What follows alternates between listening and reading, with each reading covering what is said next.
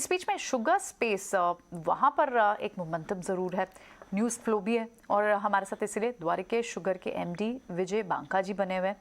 उनसे एक बार बात कर लेते हैं। बहुत बहुत स्वागत है आपका मिस्टर बांका। सबसे पहले तो आपसे ये समझना चाहेंगे, क्योंकि हमने देखा कि जैसे इंडिया के लिए एक्सपोर्ट अपॉर्चुनिटी कितनी बड़ी आपको फिलहाल दिखाई दे रही है। हालांकि एक कैप लगाने की भी बात की थी ताकि डोमेस्टिकली प्राइस जो है वो सप्लाई और डिमांड को मैच कर पाए, लेकिन एक्सपोर्ट्स को लेकर क्या लग रहा है आपको, अगर यहाँ से ब्राज़ील में शुगर आउटपुट अगर फिलहाल जो लोएस्ट लेवल पर बताई जा रही है उससे इंडियन शुगर एक्सपोर्टर्स को कितना बड़ा अपॉर्चुनिटी लगती है? इंडियन गवर्नमेंट ने अभी एक्सपोर्ट के ऊपर एक कैप लगाया है कि 10 मिलियन टन से ज्यादा एक्सपोर्ट नहीं होना चाहिए।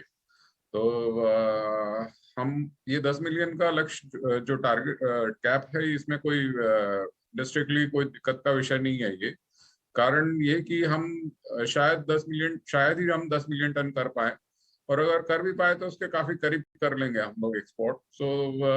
और 10 मिलियन टन या उससे थोड़ा कम भी होता है तो कोई दिक्कत नहीं है, क्योंकि उससे हमारे कंट्री के स्टॉक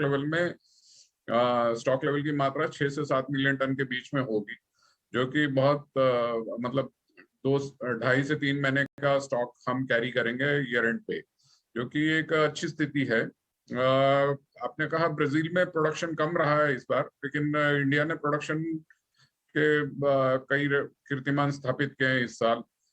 करीब 36 मिलियन टन से आगे बढ़ता हुआ प्रोडक्शन नजर आ रहा है। तो ग्लोबली अगर आप देखेंगे तो कोई डेफिसिट की सिचुएशन नहीं है, फिर भी इसमें बड़ा योगदान इंडिया का रहा है। और चूंकि ब्राजील का की तरफ से प्रोडक्शन भी कम हुआ है और उसी वजह से उनका एक्सपोर्ट में भी पार्टिसिपेशन कम रहा है, तो इंडिया के लिए एक अच्छी मतलब अपॉर्चुनिटी है कि वो अपना एक्सपोर्ट कर पा रहे हैं। और ये खूबी की बात यह है कि इस साल हम जो 10 मिलियन टन की बात हो रही है, हम वो कर पाएंगे बिगैर कोई एक्सपोर्ट सब्सिडी के और बिगैर कोई गवर्नमेंट की तरफ से कोई सब्सिडी या सब्सिडी के।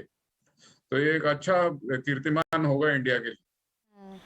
राइट, तो इंडिया के लिए तो एक्सपोर्ट अपॉर्चुनिटीज बड़ी होंगी, और क्योंकि हम देख रहे हैं कि ग्लोबली भी शुगर के प्राइसेस, शुगर की जो आउटपुट है उसको लेकर जो कंसर्न्स आ रहे हैं, उससे आपको क्या लगता है कि प्राइसेस पर कितना इफेक्ट पड़ेगा?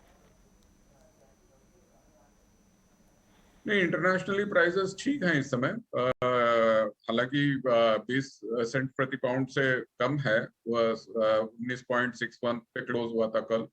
तो प्राइसेस ठीक हैं। इस प्राइसेस में हमने जो देखा है कि महाराष्ट्र की चीनी मिल या कोस्टल एरिया की चीनी मिल वाले सौदा कर पाते हैं। तो एक तरह से प्राइस ठीक है, और मेरा ये मानना है कि आगे चलते हुए भी ये प्राइसेस बरकरार रहेंगे या इसमें कुछ सुधार की गुंजाइश है। जहां तक डोमेस्टिक प्राइसेस का सवाल है, तो हम आगे देख रहे हैं कि स्टॉक लेवल काफी रीजनेबल लेवल पे रहेंगे, तो डोमेस्टिक प्राइसेस को इससे सपोर्ट मिलेगा।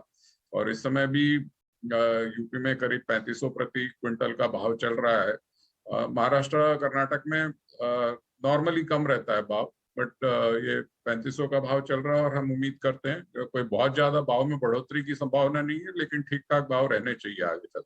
ऑलराइट, बिल्कुल। एक चीज़ और आपसे जानना चाहेंगे, क्योंकि इथेनॉल ब्लेंडिंग को लेके गवर्नमेंट का एक रॉबस्ट टारगेट है। हालांकि जो इस साल का टारगेट था नवंबर का, वो हमने अचीव भी कर लिया। अब उम्मीद है कि 2025 तक के जो टारगेट है 20% इथेनॉल ब्लेंडिंग है, वो भी बहुत जल्दी अचीव हो जाएंगे। लेकिन द्वारिकेश शुगर अपने लिए क्या प्रोडक्शन के टारगेट्स रख रहा है, इथेनॉल ब्लेंडिंग के टारगेट क्या रख रहा है? पूरे देश में इस समय चीनी उद्योग में काफी उत्साह है इथेनॉल की कैपेसिटी लगाने के लिए।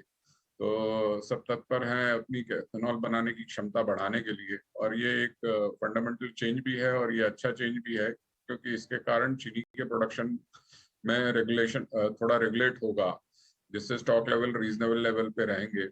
और हम भी हमारी क्षमता बढ़ा रहे हैं। हमारी एक डिस्टिलरी है जो कि 162.5 KLPD की है। दूसरी हमारी डिस्टिलरी जून में तैयार हो जाएगी, जो कि 175 KLPD की है। तो इससे हमारा इथेनॉल बनाने का क्षमता में सुधार आएगा। और मैं ये मानता हूँ कि इंडस्ट्री में और भी सब प्लेयर लोग हैं, उनका सबका यही प्रयास है कि इथेनॉल बनाने की क्षमता को बढ़ाया जाए, जिससे कि देश में चीनी की मात्रा, चीनी India surplus fundamentally surplus producing nation है, तो उसमें मात्रा में थोड़ी कमी आए, जिससे कि डिमांड और सप्लाई का एक मतलब बैलेंस बना रहे। ठीक है, एब्सोल्युटली, बिल्कुल। बहुत बहुत शुक्रिया आपका मिस्टर बांका, हमसे बात करने के लिए, आज अपना समय देने के लिए बहुत बहुत शुक्रिया आपका। तो हम देख रहे हैं लगातार चीनी एक्सपोर्ट में बढ़ोतरी हो रही है, इंटरनेशनली प्राइस किस तरह से है और इथेनॉल ब्लेंडिंग को लेकर क्या टारगेट है, फॉरवर्ड गाइडेंस है, कंपनी इन सब मैटर्स पर हमसे बात करते हुए आपने सुना।